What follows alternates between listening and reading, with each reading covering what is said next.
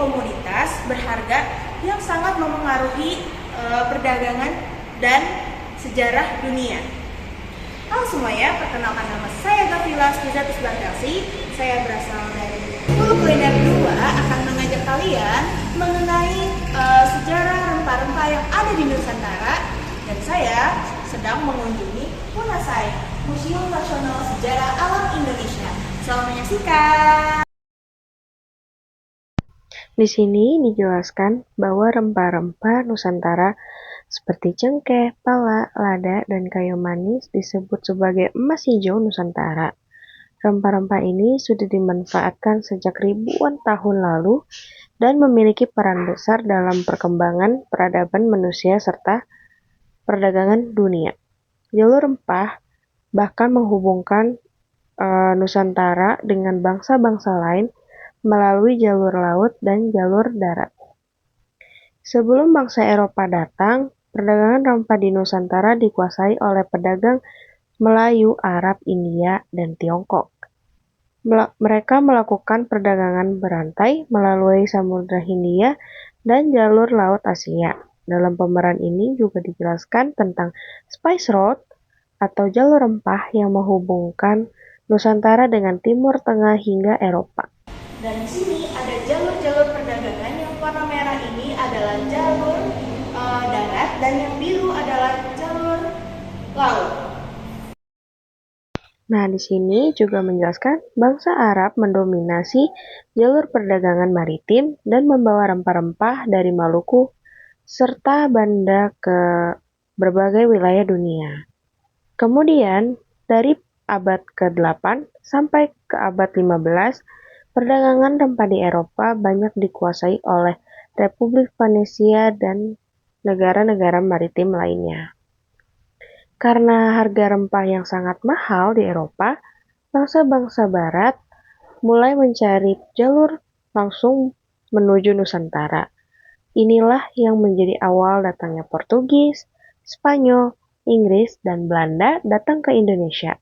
Portugis menjadi salah satu bangsa Eropa pertama yang datang tiba di Nusantara untuk menguasai perdagangan rempah-rempah. Kemudian Belanda melakukan ekspedisi besar ke Nusantara pada tahun 1595 hingga 1600. Mereka datang menggunakan beberapa kapal untuk mencari pusat perdagangan rempah dari ekspedisi. Inilah kemudian lahir VOC atau Perusahaan India Timur Belanda yang akhirnya menguasai perdagangan rempah di Nusantara selama masa kolonial.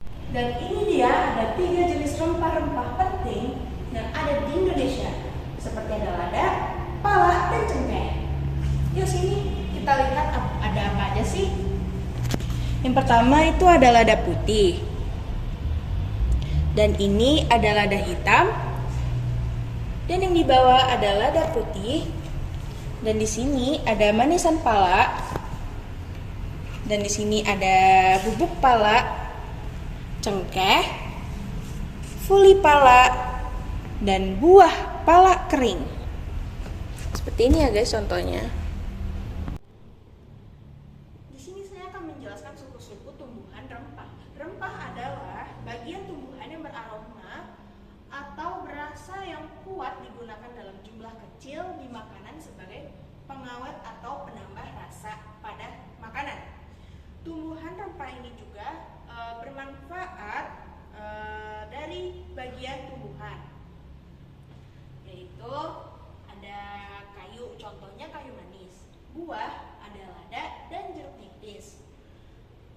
Tumbuhan rempah di dunia diperkirakan ada 400 sampai 500 jenis tumbuhan, namun yang sering kita temui di Indonesia terdiri dari beberapa jenis, tidak kurang dari 60 sampai 80 jenis dari beberapa suku tumbuhan.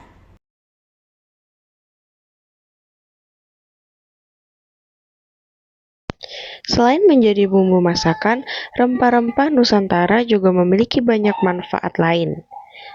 Di Museum Nasional dijelaskan bahwa rempah digunakan sebagai obat tradisional, bahan parfum, kosmetik, hingga pengawet makanan. Karena manfaatnya yang sangat banyak, rempah menjadi komoditas yang sangat mahal pada masa lalu. Bahkan nilainya bisa setara dengan emas. Dari saya menjelaskan tentang sejarah rempah-rempah yang ada di Nusantara di Indonesia. Bye bye.